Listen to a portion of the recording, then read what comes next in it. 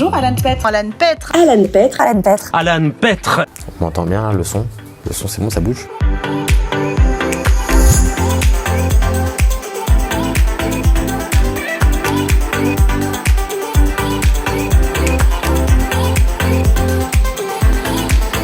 Allez, I'm ready. Alors ma passion pour le spatial et on va dire tout ce qui touche aux sciences de l'univers, elle est venue à l'école primaire quand j'étais à Saint-Ex à Villemomble. J'étais sorti en fait avec un télescope et j'étais parti en Seine-et-Marne regarder le ciel nocturne parce que forcément quand on est à Villemomble, on est dans un milieu qui est quand même assez urbain. Donc niveau pollution lumineuse, on n'est pas dans les meilleures conditions pour observer le ciel. Donc quand on s'est éloigné en Seine-et-Marne, le ciel qui est plus dégagé, qui est plus net et donc on peut voir plus de détails et plus d'objets célestes. Et je me souviens que j'avais regardé le ciel, j'avais énormément de questions sur tout ce que je voyais. J'avais regardé Jupiter, j'avais regardé Saturne, enfin, voilà, c'est de là qu'est venue ma passion et mon questionnement pour ce domaine-là. Moi, pendant ma scolarité donc, que j'ai faite à Villemomble, j'avais quand même des bonnes notes. Voilà, on va quand même être honnête, j'étais bon élève, mais j'étais pas non plus le Albert Einstein de Seine-Saint-Denis. J'avais pas 20 de moyenne partout. Ça m'est arrivé d'avoir des mauvaises notes. Au collège, j'avais peut-être 15-16 de moyenne, donc j'avais des bons résultats, mais j'étais pas non plus entre guillemets inhumain. Donc c'est important d'avoir des bonnes notes, c'est important de travailler, c'est sûr, mais ce qui joue aussi, c'est fortement la motivation et l'envie, la motivation, la niaque. Quand on lit des livres, quand on regarde des documentaires, le mot NASA revient souvent parce que c'est une agence spatiale qui est emblématique, il y a beaucoup de missions spatiales en fait qui ont été du coup amenées par la NASA et forcément c'est un rêve. Et de savoir qu'aujourd'hui ça se réalise et que je vais aller avoir une expérience à la NASA, je pense que je réalise pas encore. Je réaliserai soit dans l'avion ou soit arriver là-bas à Los Angeles. Mais sinon, non, je pense que je réalise pas encore. Mais tout ce que je sais, c'est que je vais apprécier mon temps là-bas et je vais tout faire pour m'épanouir et travailler de ma passion. Moi, je vais travailler sur une mission de recherche qui va s'orienter vers Vénus.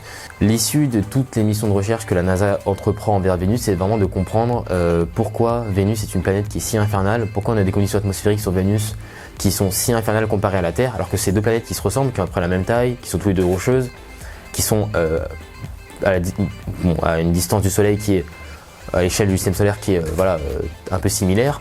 Donc on veut comprendre pourquoi sur Terre on a des conditions qui sont si entre guillemets clémentes pour accueillir la vie, alors que sur Vénus on a en moyenne 450 degrés, 470 degrés de moyenne et 90 bars en pression atmosphérique. Donc on a des grosses différences mais aussi des grosses ressemblances et on veut comprendre est-ce que la Terre aura le même avenir, est-ce qu'il y a eu un événement dans l'histoire de Vénus qui a engendré ces conditions.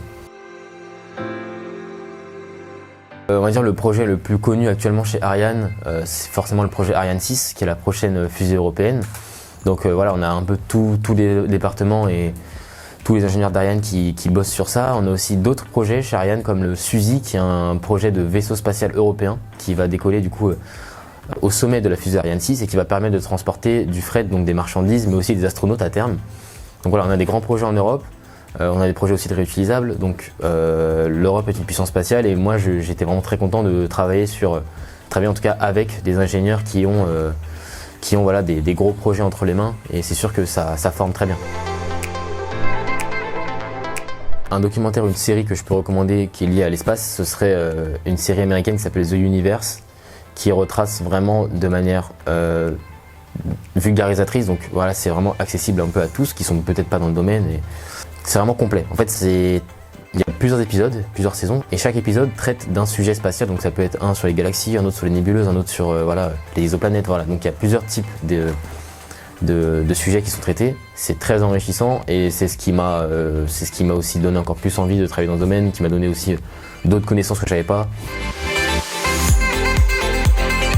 Je dirais que les personnes qui m'ont le plus inspiré, donc en France, c'est bien sûr Thomas Pesquet, parce qu'il a commencé aussi comme moi en tant qu'ingénieur à 23-24 ans, et après il est devenu pilote puis astronaute.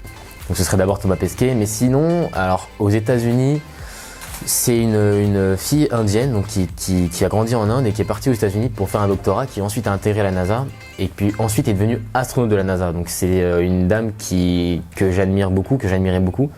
Et je pense que c'est le modèle de référence que j'avais quand j'étais plus jeune.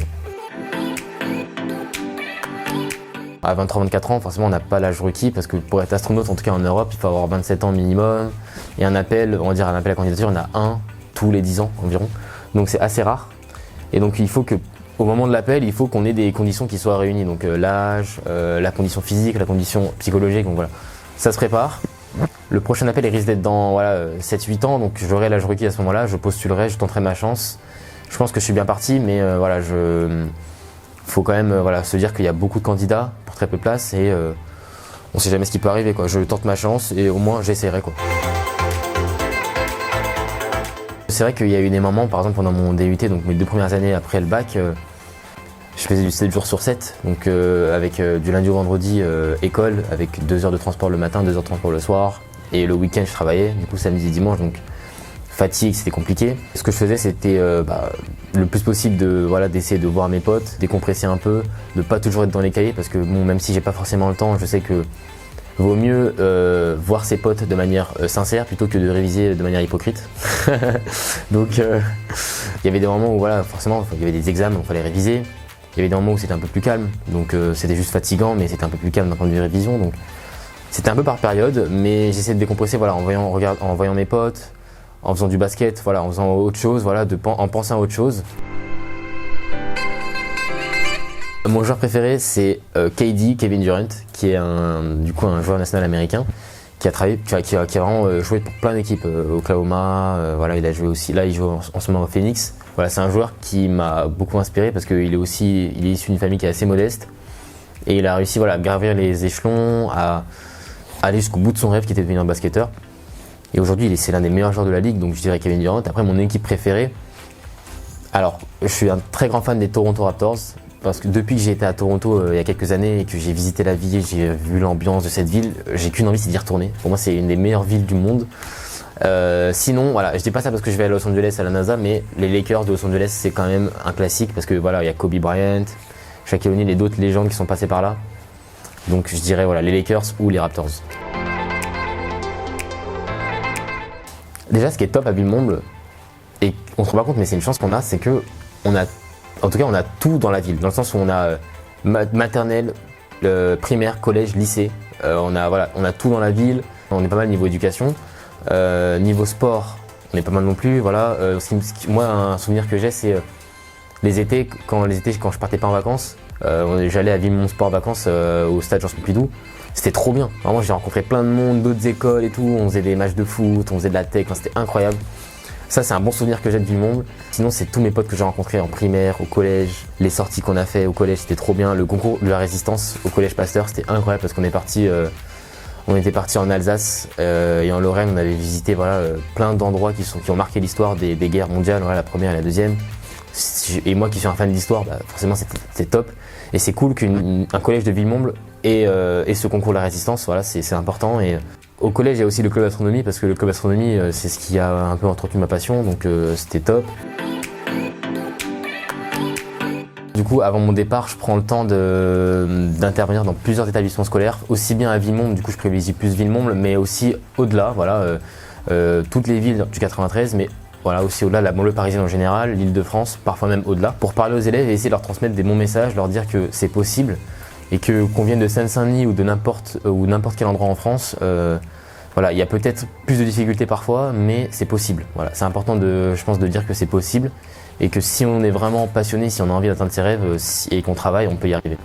Quand on se donne les moyens et qu'on vise le plus haut possible, soit on arrive à l'atteindre, ou soit on arrive à au moins avoir quelque chose de bien. Quelque chose de bien qui est peut-être en dessous de ce qu'on pensait, mais qui est quand même bien. Et donc c'est important aussi d'être ambitieux, de toujours viser le plus haut possible et d'être motivé, déterminé et d'avoir une vision claire de ce qu'ils veulent faire. Et surtout, ne pas avoir peur de faire des erreurs. Parce que des erreurs, moi j'en ai fait pendant ma scolarité, j'ai déjà eu des mauvaises notes, même en entreprise j'ai déjà fait des erreurs. Ça arrive à tout le monde et c'est ce qui fait apprendre, donc faut pas avoir peur de faire des erreurs.